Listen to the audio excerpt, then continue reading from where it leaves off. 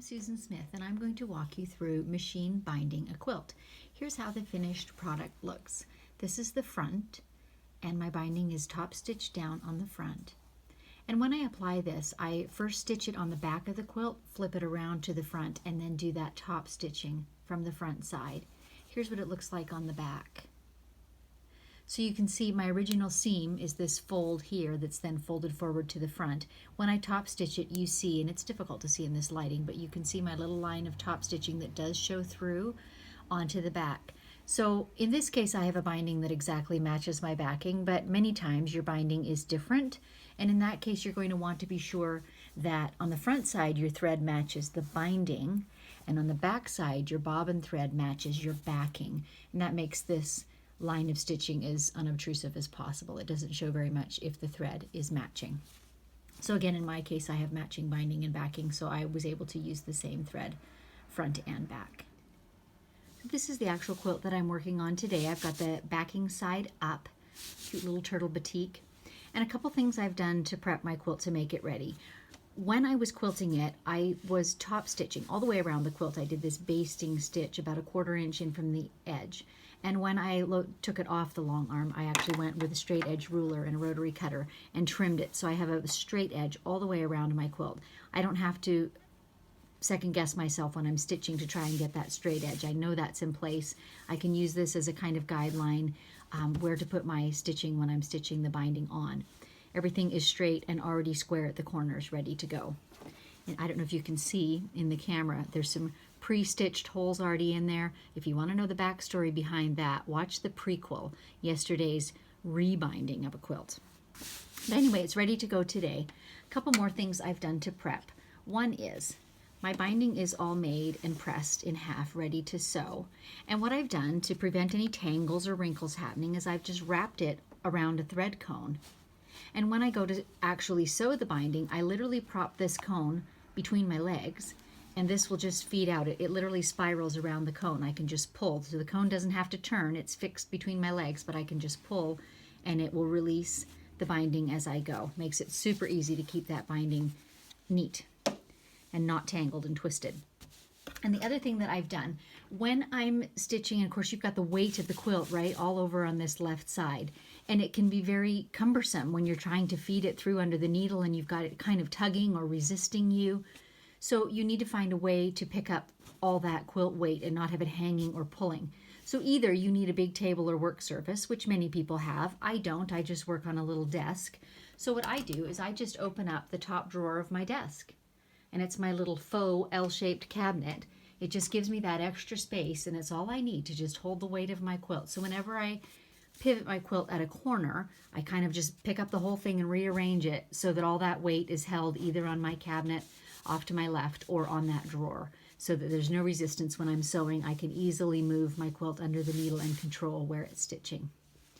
So when I begin stitching, I leave a tail of the binding of, probably 8 or 9 inches, and I'm going to start stitching at about this point. That's going to give me space when I've come all the way around the quilt, space to do a nice even splice and have a little left over to trim. So I line it up with the edge of my quilt. And how big a seam allowance you use will depend just a little bit on the width of binding that you've cut. But you want your seam allowance to be a little less than 1/3 of this, because you're going to sew your seam allowance, right? Then it's going to fold back over on itself and fold around to the front. And you need that little 1/16 of an inch or so for top stitching, plus a little leeway for getting around the quilt, right? So you want this width of seam allowance from your needle to the edge to be between 1/4 and 1/3 of the width of your folded binding. So we're going to begin stitching.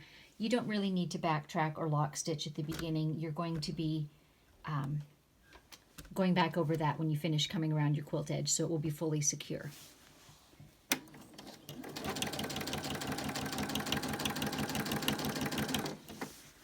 I've got a medium stitch length set. I think mine is at 3 millimeters right now.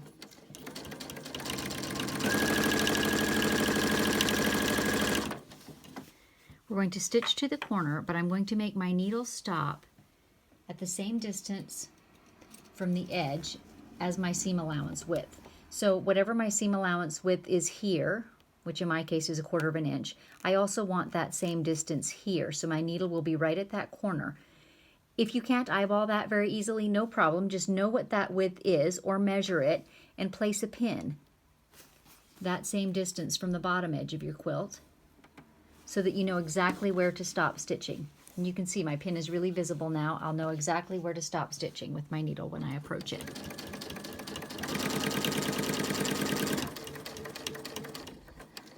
Go right to that point.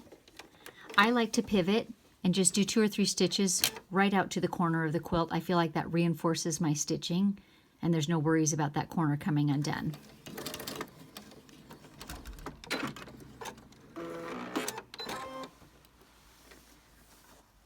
And now comes the magic of mitering a corner.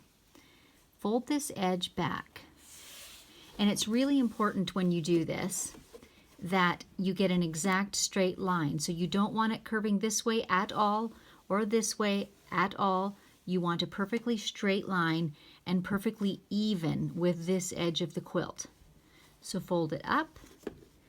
You see how I'm putting my finger right at the edge, and I'm going to fold it back with an exactly 90-degree edge.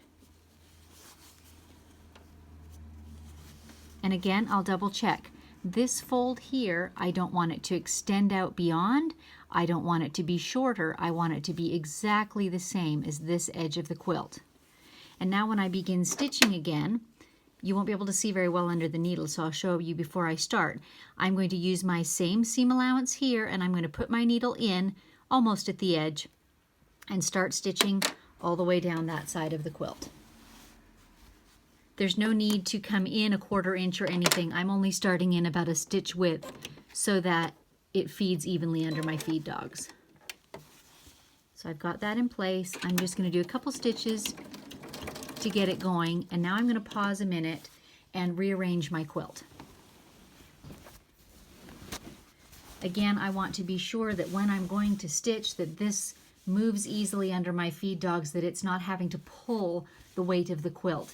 That I'll find that that will distort it and it will be really hard to keep it in shape and flat. So I'm going to move my quilt, rearrange it. It's worth the minute or so that it takes to do that before you set off sewing down the next side.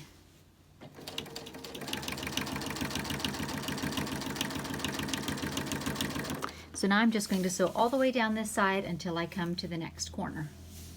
I'm at the next corner and I used a lighter thread here so that you'd be able to see the stitching. So I'm just going to show you that corner again. I've stitched, I've stopped my needle exactly the same distance from this edge of the quilt as my seam allowance is here. And then I just ran a couple stitches off the side and broke thread. So now I'm going to fold my binding back 90 degrees, again watching for this perfectly straight line here and even with this, neither in further nor out further. The more exact it is, the better, squarer, sharper, more mitered corner you're going to get. So I folded it straight back, hold my finger, or you could use a stylus or your seam ripper or pin it, but somehow anchor exactly where that edge of the quilt is and fold back, lining up this edge here, making sure that your fold does not extend over the quilt or fall short of the quilt. It's exactly along this line of the quilt. When that is perfectly square, you'll get a beautifully mitered corner. So once again, I'll go under the needle. I will start stitching using my same 1/4 inch seam allowance here. I'll just start about 1 inch in, just so the feed dogs can grab it and start feeding through. Start my stitching, go all the way to the next corner of the quilt. So we've sewn all the way around the quilt, and here I am coming back to my beginning point. And when I'm about, 12 or 15 inches away, still quite a bit of overlap of pieces here, I'm going to break thread and stop sewing right there. And now I'm going to do a really awesome invisible splice. So first I take my beginning one, I pull it snug just the way that I've been pulling my binding all the way along as I've been sewing. I pull it snug and pin it close to the end. I usually let it stick out this side. I'm going to need to see this in just a moment. So pin that in place to hold it. Take my top one, do the same thing, put that little bit of tension on, and pin it also. You might have a better way for marking, but this is the way that works for me. I want to cut so that this top binding is as long as much longer than my short one as the width of my binding. And to make it really simple, I just bring around a tail of my binding that's left over, open it up, lay it on here. And where I'm able to see this edge of my binding, now I've got an exact width. I don't even have to use a ruler and measure. And I'm just going to cut my binding right across here. Don't mind my handy dandy dressmaking shears. This is left over from homeschooling days. I have about 500 pairs of these Safe Point Fiskars hanging around the house. Okay, so now my binding is cut. You can see this differential in length here is exactly the same width as my binding. Can get rid of the pins now. We're done with those. So now we want to do an angled splice, just the same way that you did when you were attaching all your binding together. If you were just to attach these with a straight seam, then when you folded it over and went to top stitch it, there would be so much bulk where that seam is, right? So that's the beauty of a mitered or angled seam here. So we'll just open this end, right side up. It's kind of hard to see with the batik, but that is my right side up. Open this one, right side down. And we're going to want to sew right across this angle. So I am going to take a minute to get my excess quilt out of the way, get these laying nice and flat, make sure they're exactly perpendicular to each other, and I am going to pin that in place. I don't want it to shift when I'm sewing, and it is a little bit fiddly because you're working in very close quarters here. I can still see, I don't know if you can on camera, but I can still see where that corner of my underneath layer is. So I'm going to pin there as well. Now this is held. It can't really move. So you can either draw a line or you could have made a fold there to mark your sewing line. In my case, I just eyeball it. So I'm going to start at that corner and sew all the way across.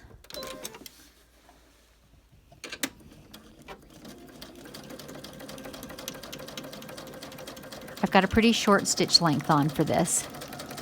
Make sure that it's really secure. Come right out at that point and break thread.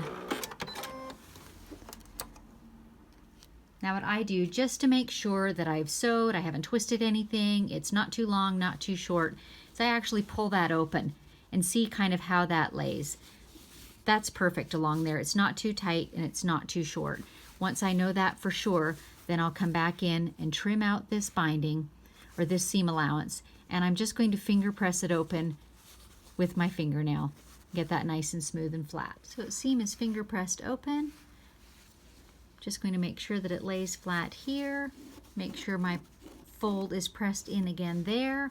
And now all that's left is to begin stitching where I left off here and go down until I join where I began. And my binding is stitched in place.